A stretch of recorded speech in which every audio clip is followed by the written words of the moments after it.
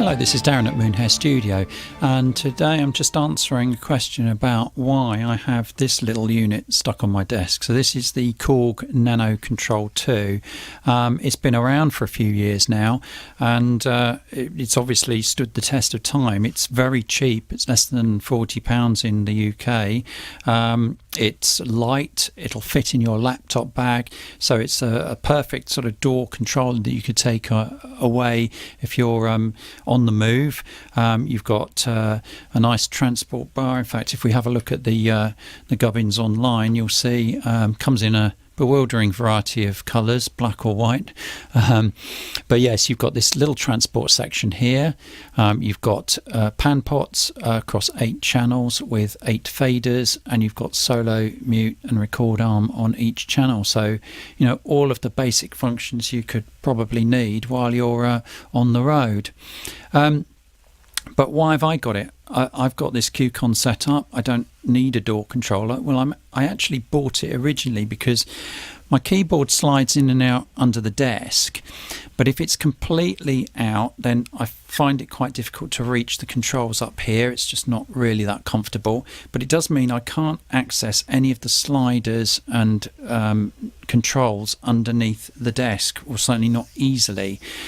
So I actually bought this as an expression controller, so I could just leave it on the side of the desk and I can use the faders as an expression controller while I'm playing.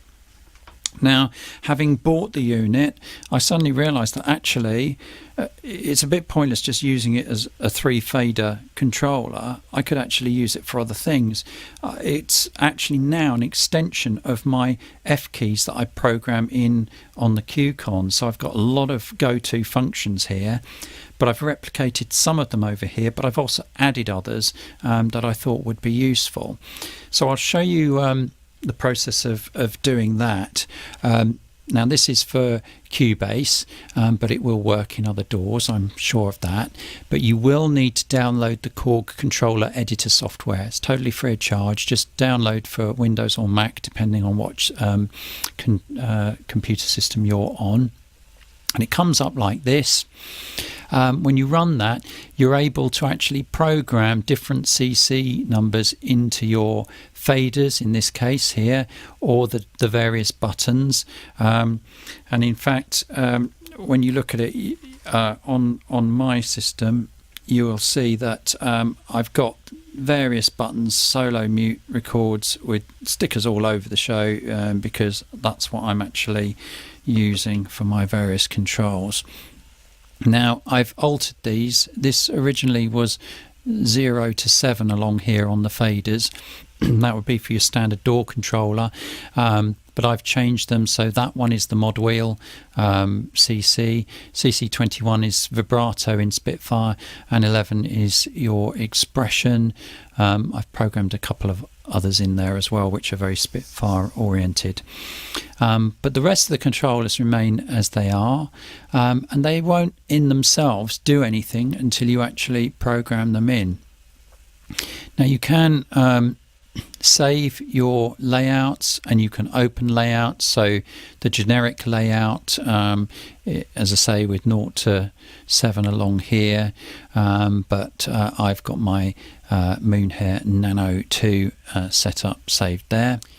Right, so I've opened up a project in Cubase, and I've actually got a programmed button now on my NanoKontrol 2 to bring up my studio setup, which is where you're going to need to go, but I'll show you how you do it in old money. You're going to Studio Setup. Now, you will need to add a generic remote device to actually use the NanoKontrol 2. If you were going to use it as your solo door controller, what you would actually do is add a device, and you'd add a Mackie control, and then you would assign that to the NanoKontrol up here. So it may not come in automatically for you. It probably would come in as not connected, and then you'd have to select from your drop down, and then that device will then act as a normal door controller. as long as you've booted it up in the correct way, and you will need your little instruction booklet from Korg. Well, I say instruction booklet, it's like a poster really. So that's all explained in there. You don't need me to explain that. But we're not using it as that, so we will just remove that device. Okay, apply that. And we would actually add a generic remote, which I've obviously done here.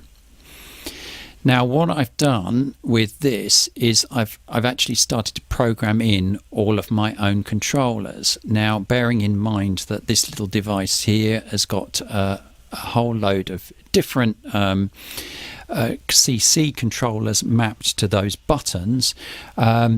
These are the CC numbers for those buttons. Now I've decided to leave the transport bar working as a transport bar, so I can actually hit play, I can stop it, I can rewind, and all of that will happen within the transport bar. But for these other buttons, and we'll take the example of the studio controller, this happens to be the first solo button on my controller there. So I've set that up as the studio setup key. How do you do that? Let's just delete this one and I'll show you. So you will add a controller up here. So add. And now you can name it whatever you like. It's just defaulted to what it was previously, but I'm going to call it S1 because it's the first solo button. On bank 1 it's the solo button. It's a controller, and we need to know what the CC control is. So I'm actually going to click on learn and just press the button, and there it comes up with the CC controller number that was in the NanoKontrol editor. So you can see there CC32. Okay. Now the next step is to actually go down to the bottom here and find S1. It's not assigned to anything, so it won't actually do anything when you press this button. So you need to assign it to something, and I'm going to assign a command, and most of these are commands, to be perfectly honest.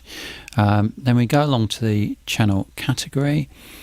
Now I've set up a macro to open up my my studio setup. So if we click on macro and then go to the next column and choose studio setup and then hit apply, we'll close that down. And now if I press that button, it brings up my studio setup. So just like my previous video that I did, and I will put links into this on programming the F keys into the QCOM Pro X, you're just basically programming features into the buttons here. So it doesn't have to be a macro, it can be anything that you can access through those menus. So for instance, I've programmed in the metronome to come on and off into R8. And if we have a look at that, that's R8 command. We've selected transport and then activate metronome.